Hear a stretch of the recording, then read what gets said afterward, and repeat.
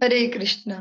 आज हम सभी श्रवण करेंगे श्रीमद् भागवतम के अंतर्गत पंचम स्कंध द्वादश अध्याय और एकादश श्लोक 11वें नंबर श्लोक से आज हम प्रारंभ करने जा रहे हैं। ओम नमो भगवते वासुदेवाय। ओम नमो भगवते वासुदेवाय। ओम नमो भगवते वासुदेवाय। हम जड़ भरत महाराज और राजा रघुगण इनका संवाद श्रवण कर रहे हैं। ज्ञानम विशुद्धम परमार्थमेकम अनंतरम त्वाबर बहिर्ब्रह्म सत्यम प्रत्यक प्रशांतम भगवत शब्द संज्ञम यद्वासुदेवम कवयो वदन्ति। तो फिर परम सत्य क्या है? उत्तर है अद्वैत ज्ञान, जो भौतिक गुणों के कल्मश से रहित है। वह मुक्ति प्रदायक है। वह अद्वितीय सर्वव्यापी तथा कल्पनातीत है। उस ज्ञान की प्रथम प्रतीति ब्रह्म है। फिर योगियों द्वारा अनुभव किए जाने वाले परमात्मा है।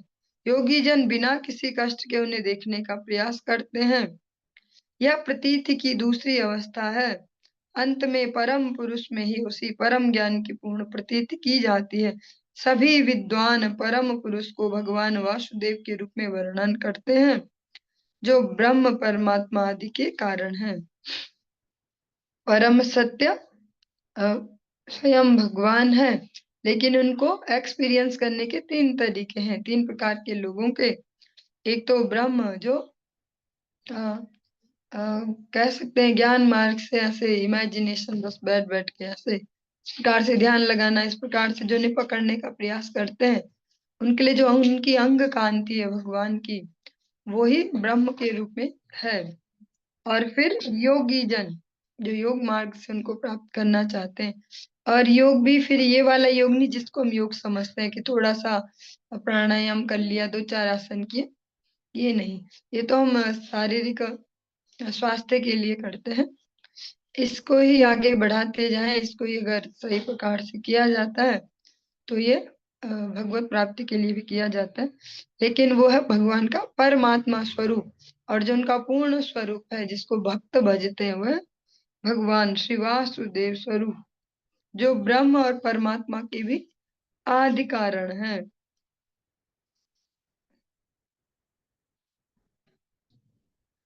रहुगण तपसा न याति न चेज्जयया निर्वापणाद ग्रहाद्वा न न छन्दसा नैव जलाग्निसूर्यैर् विना महत्पाद रजोभिषेकम। आप अनेक बार सुनते हैं ये शब्द, स्पेशली महत्पाद रजोभिषेकम, महत जनों के जो चरण धूलि है उससे स्नान करना। हे राजा रहुगण, जब तक मनुष्य को महान भक्तों के चरण कमलों की धूल से संपूर्ण शरीर को मलने का सुअवसर प्राप्त नहीं होता, तब तक उसे परम सत्य की अनुभूति नहीं हो सकती।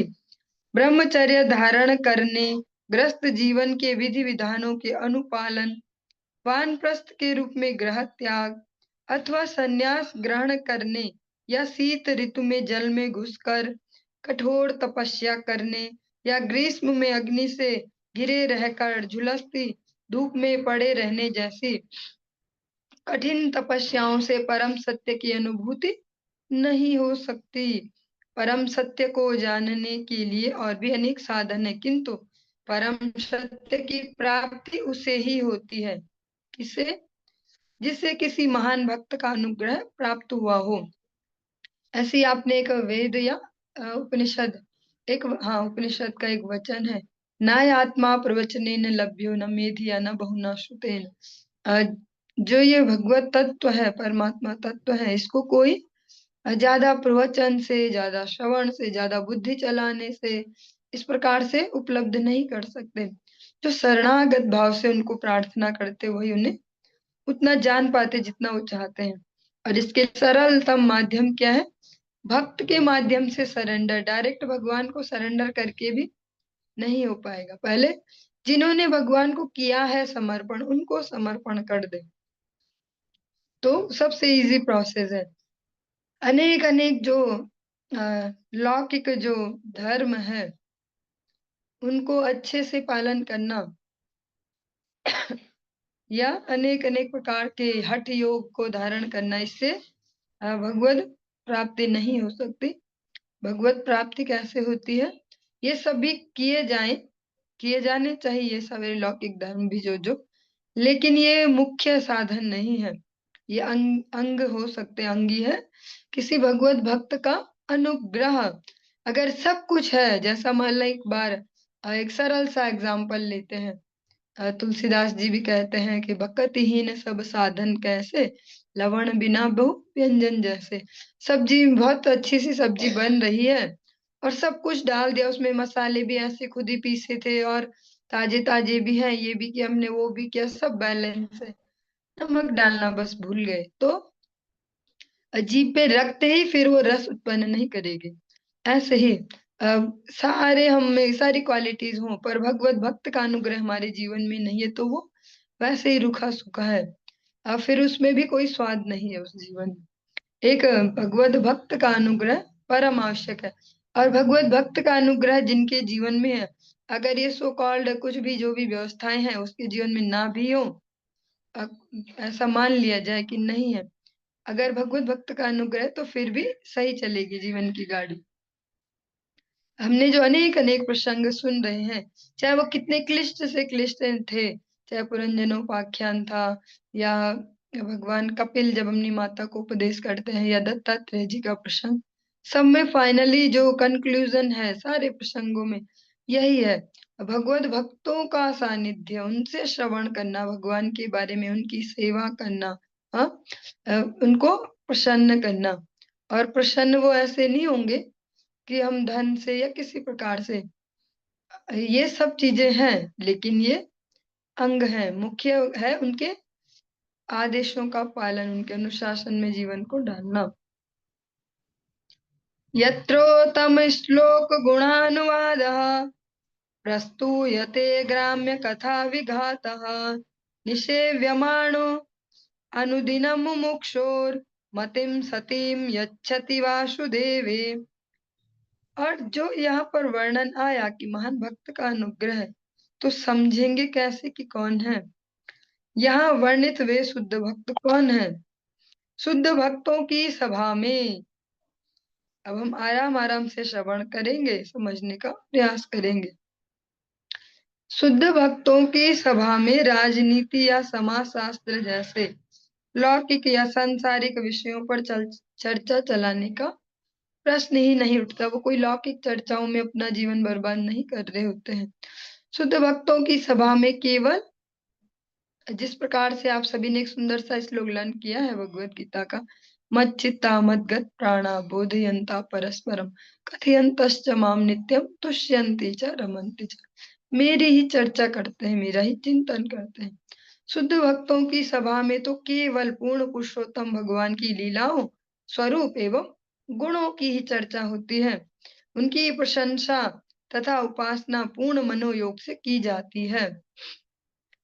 यहाँ तक कि विशुद्ध भक्तों की संगति से ऐसे विषयों को निरंतर आदर पूर्वक सुनने से ऐसा व्यक्ति जो परम सत्य में तादाकार होना चाहता है, वह भी अपने इस विचार को त्याग कर क्रमशः भगवान वासुदेव की सेवा में अनुरक्त हो जाता है।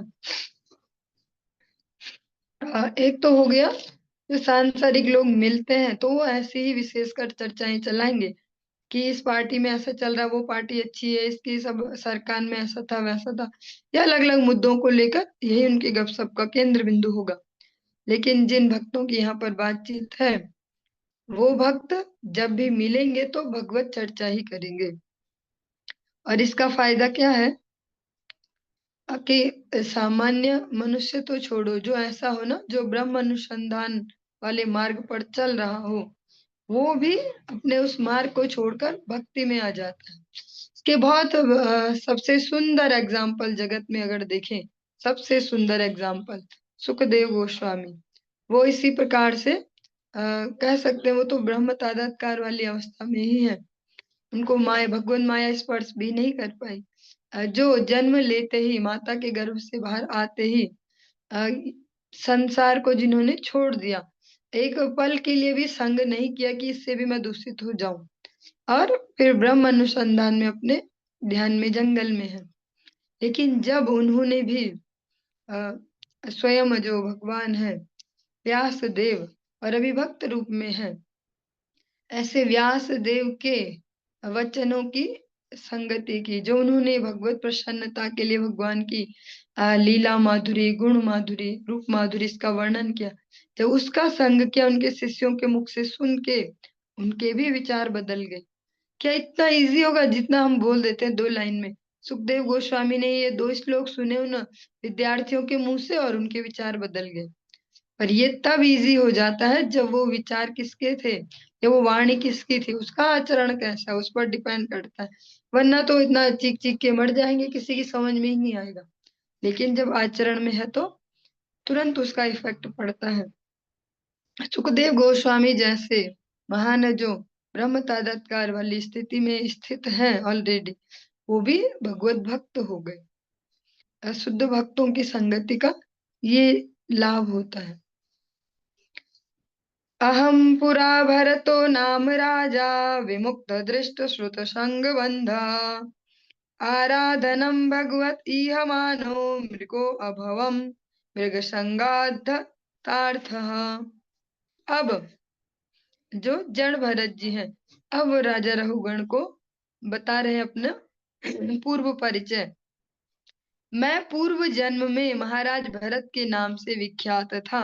मैंने प्रत्यक्ष अनुभव तथा वेद ज्ञान से प्राप्त अप्रत्यक्ष अनुभव द्वारा भौतिक कार्यों से पूर्णतया विरक्त होकर पूर्णता प्राप्त की। मैं पूर्णतया श्री भगवान की सेवा में तत्पर रहता था, किंतु दुर्भाग्यवश मैं एक छोटे से मृग के प्रति इतना आसक्त हो गया कि मैंने आध्यात्मिक कर्तव्यों की उपेक्षा कर दी।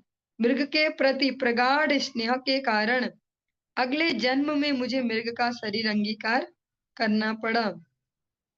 यहाँ पर वो अपनी बड़ाई के लिए इस प्रकार से नहीं कह रहे, अभी तो यथार्थ सत्य के रूप में, अपने अनुभव के रूप में राजा रहुगण को दे रहे हैं। वो स्पष्ट कहते हैं कि मैं तो फिट ही था इस सब में। हाँ, भक्ति राज्य में मेरा तो प्रवेश था ही, किंतु छोटी सी मिस्टेक से मुझे एक मृग का शरीर प्राप्त हो गया। सा माम स्मृतिर्मृग देहे पिबीरा कृष्णार्चन प्रभवानुजा नो जहाति अथो अहम जन संगाद संगो विशंकमानो अविवृतश्चरामि।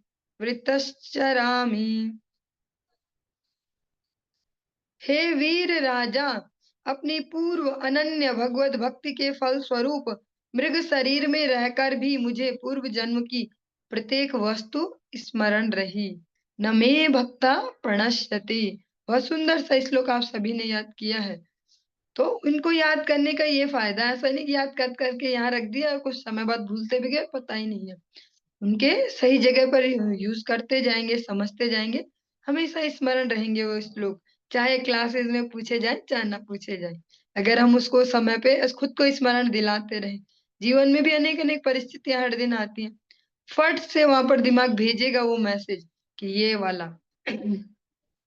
हे वीर राजा, अपनी पूर्व अनन्य भगवत भक्ति के फलस्वरूप मृग शरीर में रहकर भी मुझे पूर्व जन्म की प्रत्येक वस्तु स्मरण रही, क्योंकि मैं अपने पूर्व जन्म के पतन से परिचित हूँ। मैंने एक बार जो एक्सपीरियंस लिया है ना, वो मुझे याद है। अतः मैं सामान्य व्यक्तियों के संसर्ग से अपने आप को दूर रखता हूँ। उनकी भौतिकतावादी कुसंगति से डरकर मैं अलक्षित गुप्त होकर अकेला घूमता फिरता हूँ। मैं ये लोगों के संगति से डर कर ऐसा घूम रहा हूँ पागलों जैसा, ताकि किसी का संग न करना पड़े, सब मुझसे खुद ही भाग जाए। ये पागल सा, अजीब सा, गंदा सा आदमी है, पागल, इससे दूर रहो। तस्मान नरो असंग सुसंग जाता ज्ञानासिने है वे वृक्ण मोह हरिम तदीहा कथन श्रुताभ्याम लब्ध स्मृति यात्यति पारमध्वनः।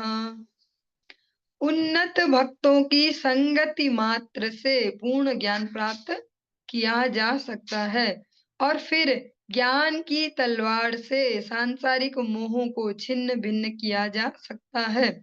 भक्तों की संगति से ही श्रवण तथा कीर्तन द्वारा श्री भगवान की सेवा में अनुरक्त हुआ जा सकता है। इस प्रकार से अपने सुप्त कृष्ण भावनामृत जो भगवत भक्ति है उसको जागृत किया जा सकता है और भगवत भक्ति के अनुशीलन द्वारा इसी जीवन में परम धाम को वापस जाया जा सकता है।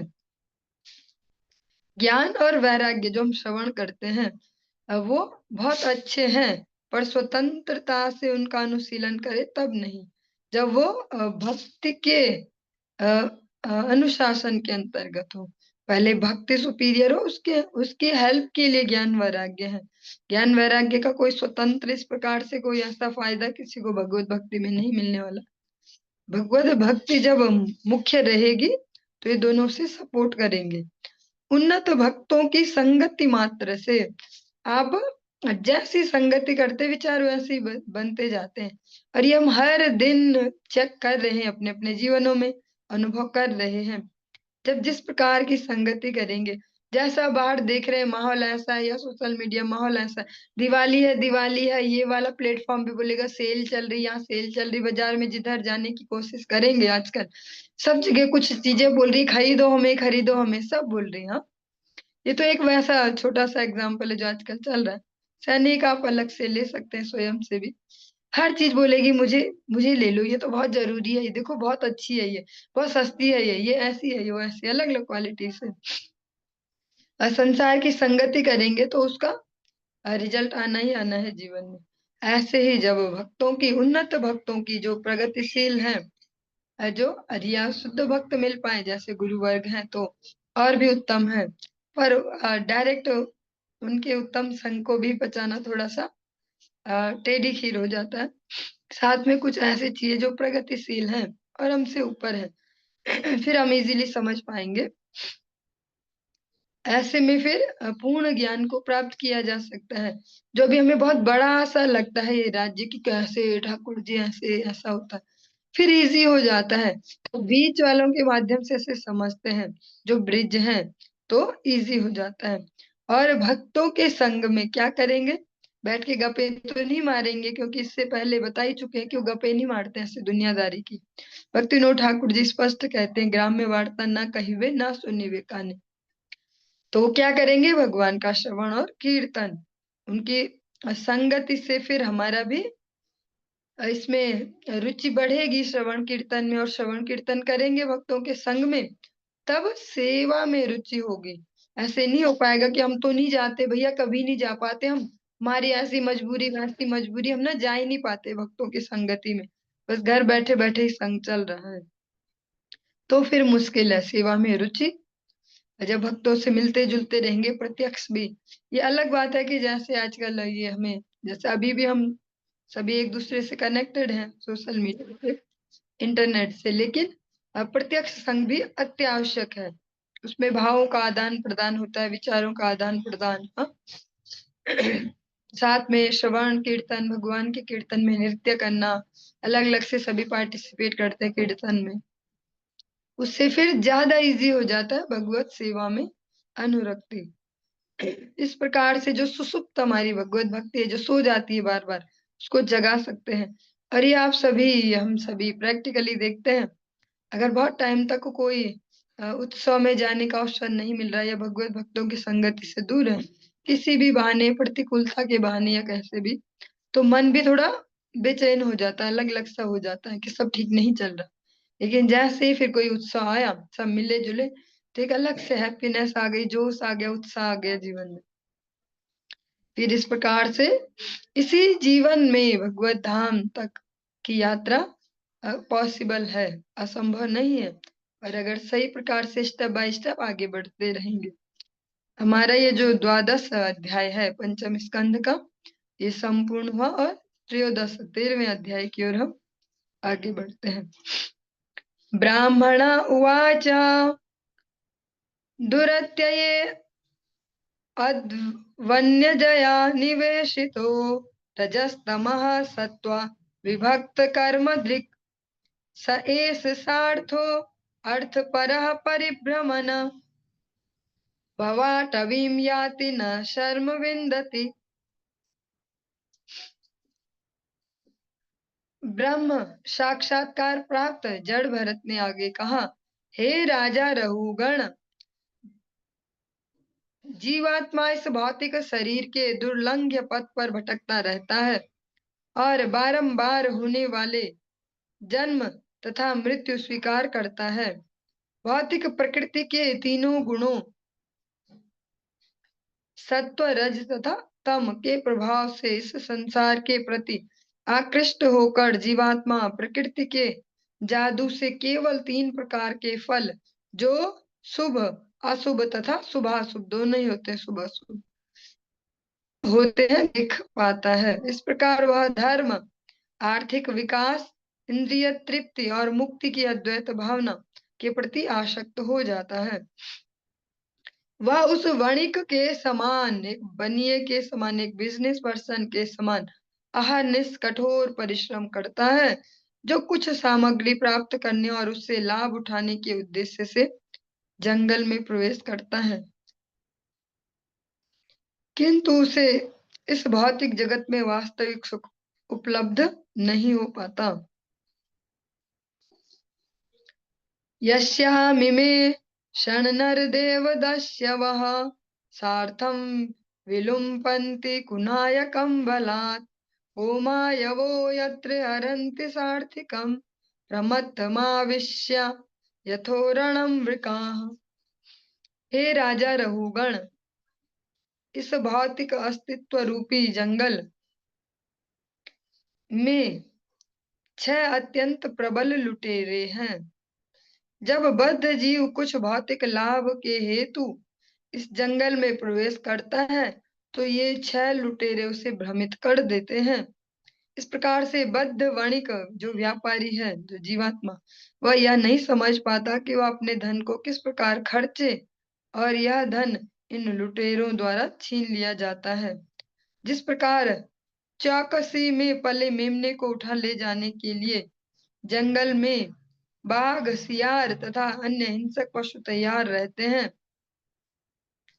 उसी प्रकार पत्नी तथा संतान उस वणिक के हृदय में प्रवेश करके अनेक प्रकार से लूटते रहते हैं।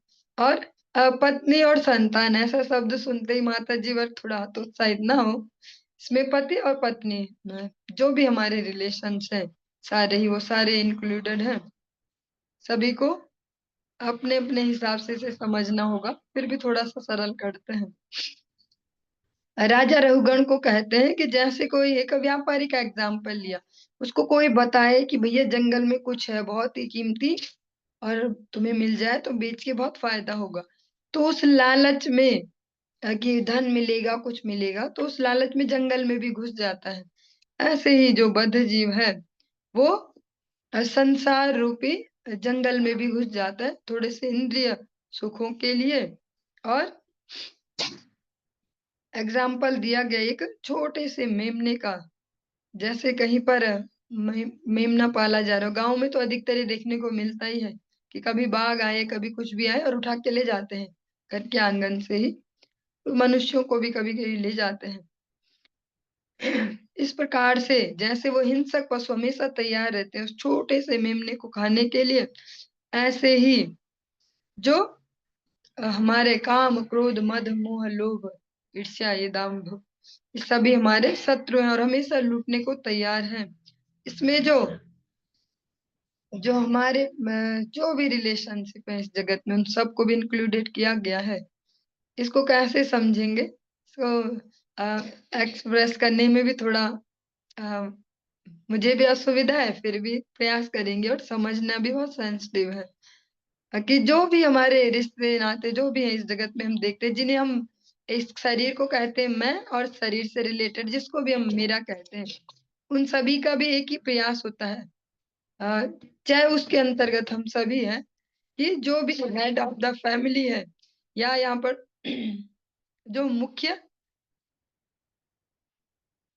जो जो संस्था के जो हेड है उनके सभी चाहते हैं कि इसके हृदय में हम प्रवेश करें, अपने अपना फायदा ले ले। बच्चे अपने हिसाब से सोचेंगे या जो जो भी अलग अलग रिलेशन, सब अपने अपने हिसाब से उस व्यक्ति से अपने अपने लिए कुछ लेने का प्रयास करेंगे।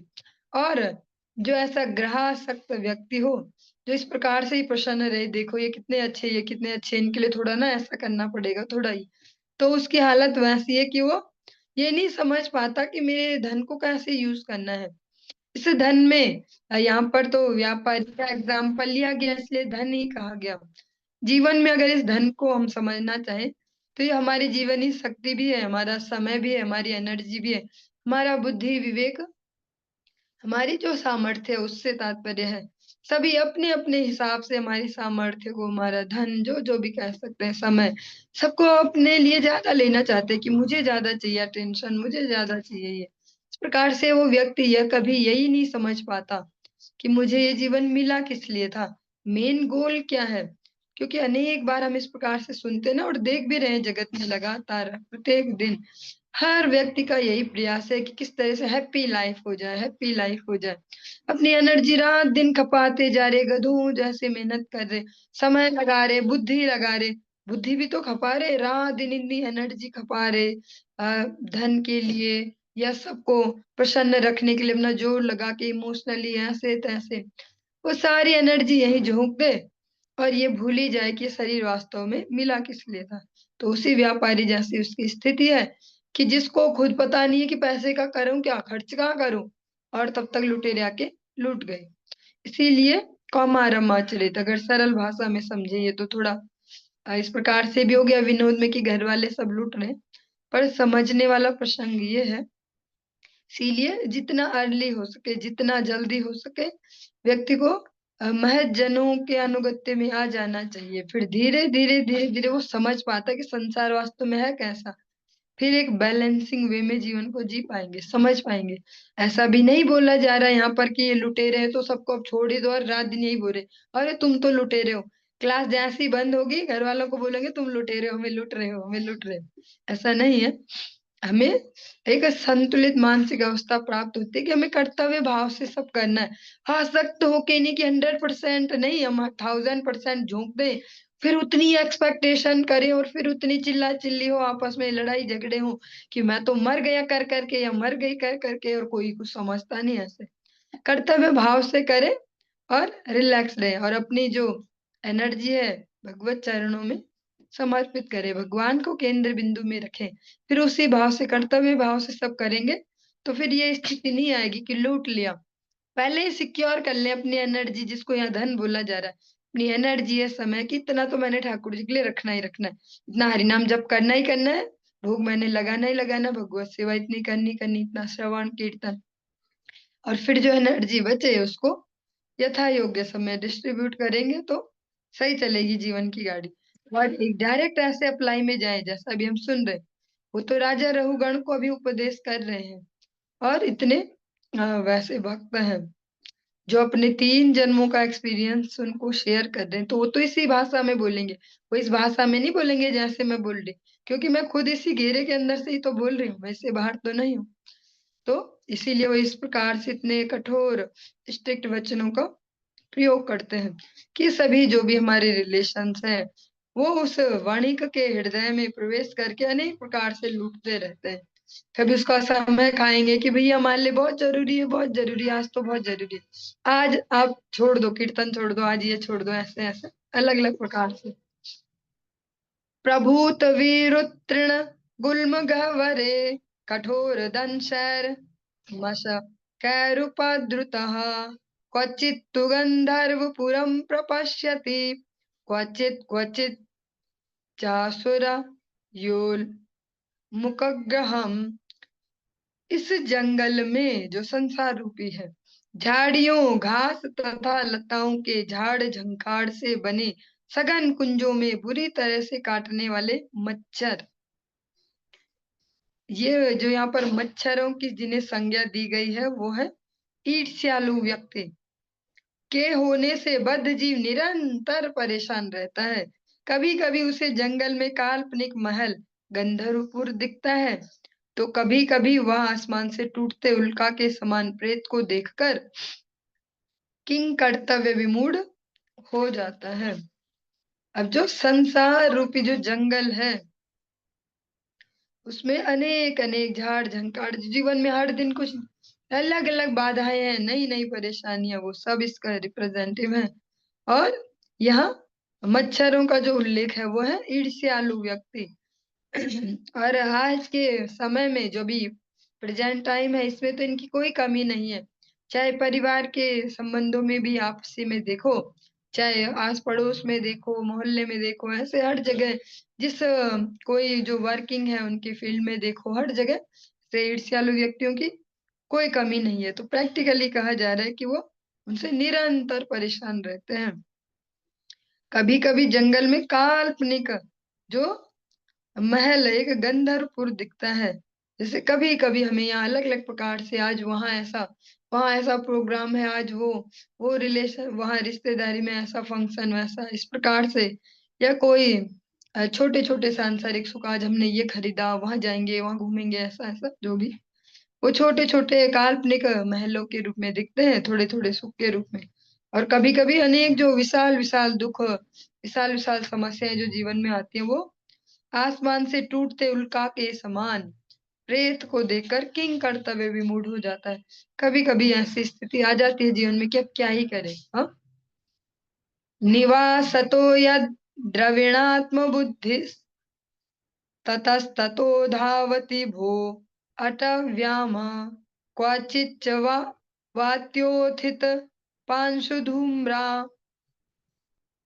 दिशो न जानाति रजस्वलाक्षः।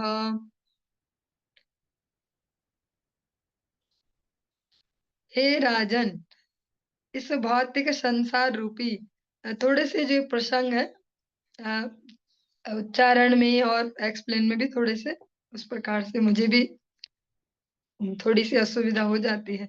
हे राजन, इस भौतिक संसार रूपी जंगल के मार्ग में घर संपत्ति कुटुंबी इत्यादि से भ्रमित बुद्धि वाला वणिक सफलता की खोज में एक स्थान से दूसरे स्थान को दौड़ता रहता है।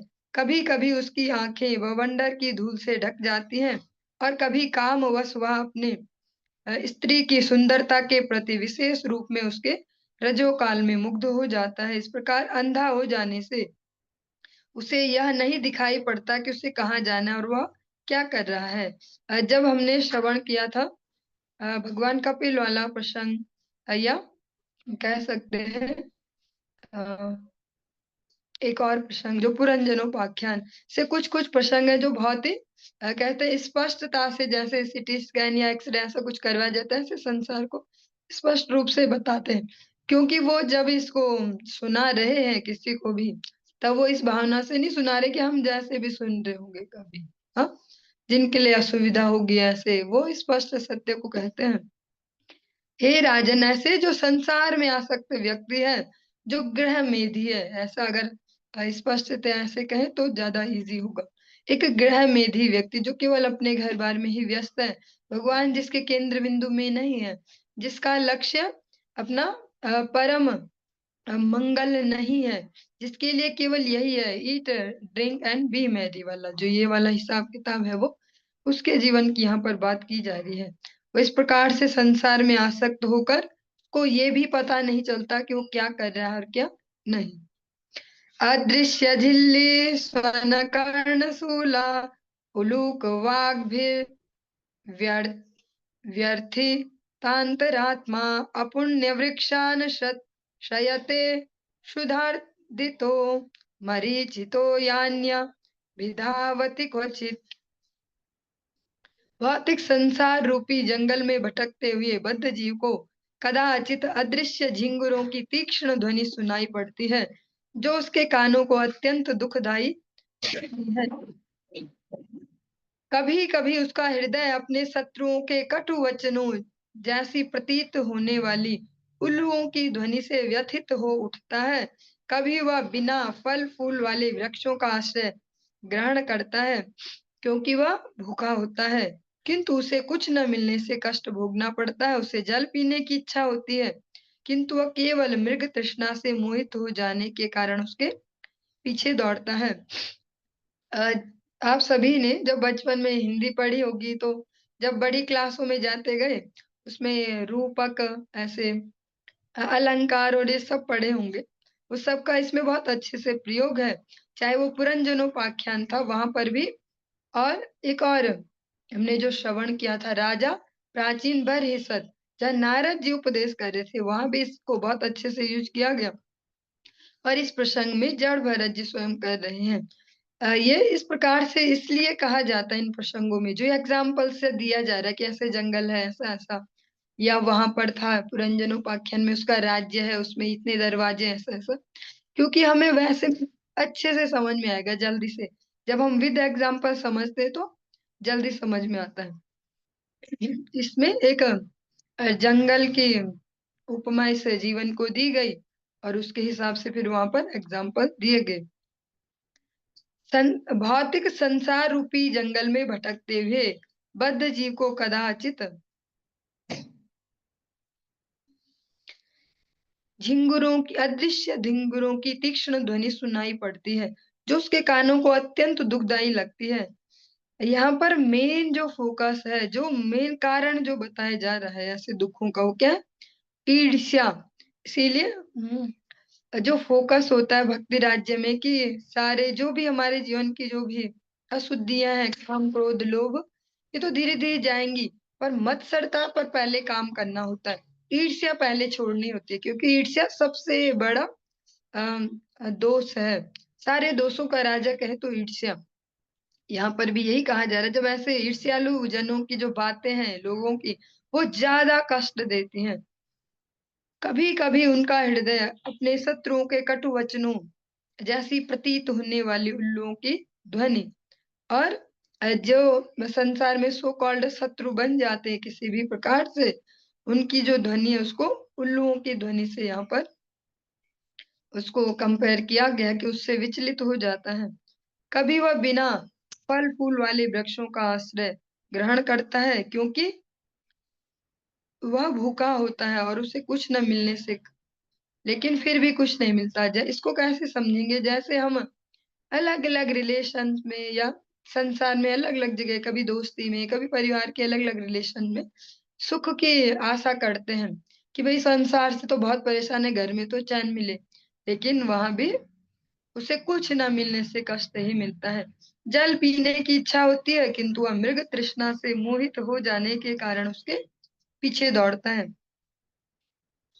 जो भगवान माया है, उनके द्वारा निर्देशित होने के कारण अनेक अनेक जगह सुख की खोज करता है, लेकिन हाथ में कुछ नहीं लगता उसके, क्योंकि इस जगत में सुख है ही नहीं है। शाश्वतो दुखालयम। और इस दुखालय में भी जिनको थोड़ा बहुत सुखी होना, तो एक ही फॉर्मूला है, जो सुख को चाहे मना शरण राम की ले। भगवान हरि के शरण से इस दुखालय में भी थोड़ा बहुत सुख ले सकते हैं। जैसे हम गुरु वैष्णव के अनुगत्य में अगर स्पष्टता से समझे, तो फिर संसार तो हमारा भी वैसा ही जैसा सबका है, लेकिन हमारे लिए थोड़ा इजी है जीवन। जड़ जगत में केवल कष्ट ही कष्ट है। वास्तु के लिए जब प्रयास करते हैं, जितना ज्यादा जोर लगाएंगे सुख के लिए, मिलेगा उतना बड़ा दुख। इस जगत में ऐसा ही है। कोई ओवर एक्साइटेड होके कोई भी कार्य करे, या घर में कोई फंक्शन ऑर्गेनाइज करे, या कुछ भी करे, लास्ट में अगर वो ओवर एक्साइटमेंट है और केवल अपना ही सुख केंद्र बिंदु में है, तो लास्ट में कुछ ना कुछ झगड़ा, इस प्रकार का विवाद होना वो होता ही है, सहज है, होता ही है, क्योंकि केंद्र में भगवान है। लेकिन वही जब हम भगवान को केंद्र में रख के इसको करें, क्या ठाकुर जी का कुछ ऐसा फंक्शन हम सब मिलके कर रहे हैं सारे घर वाले, तो उसमें पॉसिबिलिटी है कि सभी सुख प्राप्त कर लेंगे। भगवान के अनेक अनेक उत्सव इसीलिए बार बार आते हैं, ताकि हमारे न जो दुखालय में जो जीवन है, इसमें थोड़े थोड़ा उत्साह आ पाए। क्वचिद्विति द्वितोयाः सरितो अभियाति परस्परं चालशते निरन्धः आसाद्य दावं क्वचिदग्नितप्तो निर्विद्यते क्वच यक्षैर्हृताशुः। कभी कभी बद्ध जीव उथली नदी में कभी कभी बद्ध जीव उथली नदी में कूद पड़ता है अथवा खाद्यान्न न होने पर ऐसे लोगों से अन्न मांगता है जो दानी है ही नहीं। कभी कभी वह ग्रस्त जीवन की अग्नि से जलने लगता है जो दावाग्नि जैसी होती है। कभी कभी वह उस संपत्ति के लिए दुखी हो उठता है जो उसे प्राणों से भी प्रिय है और जिसका अपहरण राजा लोग भारी कर के नाम पर करते हैं। जो भी हमारे जीवनों में प्रैक्टिकल कष्ट है उन सब का उल्लेख यहाँ पर है अलग अलग रूप से। कभी जो हमारी कुछ नीड होती है कभी कभी बहुत आवश्यक है पर हम इस जगत में किसी से मांगने जाएं मिलेगा तो नहीं क्योंकि उनके स्वभाव में देना नहीं है। कभी कभी और ग्रस्त जीवन की जो अग्नि है उसको कंपेयर किया गया है जंगल की जो अग्नि है जिसको बुझाना बहुत मुश्किल है। कभी कभी उस संपत्ति के लिए और फिर जैसा हम देखते हैं आज की डेट में बहुत बड़ी समस्या है इनकम टैक्स वाली। सभी इसी कोशिश में कैसे बचे कैसे बचे। तो ये भी एग्जाम्पल है कि जो राजा द्वारा कर के रूप में लिया जाने वाला इसके लिए भी परेशान रहते हैं। अलग अलग प्रकार के जो दुख है उनको लगभग लगभग सभी को यहाँ पर इंक्लूड करने का प्रयास किया गया है। चलिए आज के इस प्रसंग को हम यही विराम देंगे और आगे कल कंटिन्यू करेंगे। हरि